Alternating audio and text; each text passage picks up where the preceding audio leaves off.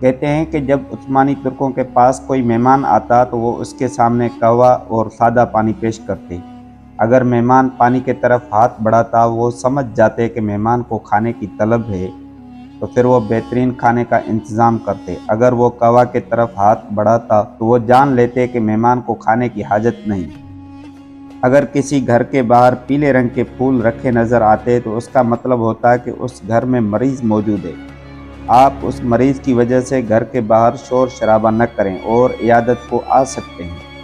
اور اگر گھر کے باہر سرخ پھول رکھے ہوتے تو یہ اشارہ ہوتا ہے کہ گھر میں بالغ لڑکی ہے، لہٰذا گھر کے آس پاس بازاری جملے نہ بولے جائیں۔ اور اگر آپ پیغام نکاح لانا چاہتے ہیں تو خوش آمدید۔ گھر کے باہر 2 قسم کے ڈور بیل گھنٹی نما ہتھوڑے رکھے ہوتے، ایک بڑا ایک چھوٹا۔ اگر بڑا ہتھوڑا بجایا جاتا تو اشارہ ہوتا کہ باہر مرد آیا ہے، لہٰذا گھر کا مرد باہر جاتا، اور اگر چھوٹا ہتھوڑا بجتا تو معلوم ہوتا کہ باہر خاتون موجود ہے، لہٰذا اس کے استقبال کے لیے گھر کی خاتون دروازہ کھولتی تھی۔ عثمانی ترکوں کا صدقہ دینے کا انداز بھی کمال تھا۔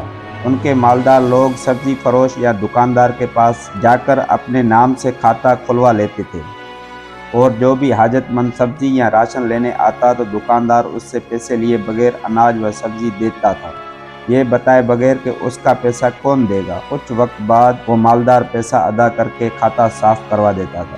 اگر کسی عثمانی ترک کی عمر 63 سال سے بڑھ جاتی اور اس سے کوئی پوچھتا کہ آپ کی عمر کیا ہے تو وہ نبی پاک صلی اللہ علیہ وسلم سے حیا و ادب کرتے ہوئے یہ نہ کہتا کہ میری عمر 63 سال سے زیادہ ہو گئی ہے، بلکہ یہ کہتا کہ بیٹا ہم حد سے آگے بڑھ چکے ہیں۔ کیسا ادب، کیسا عشق تھا ان لوگوں کو، کیسی بہترین عادات تھے ان لوگوں کے۔ یہی وجہ تھی کہ عالم کفر نے سلطنت عثمانیہ کے غداروں سے مل کر ٹکڑے ٹکڑے کر ڈالے۔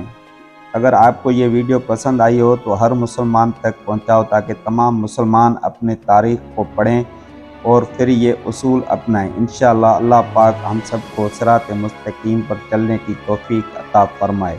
آمین ثم آمین۔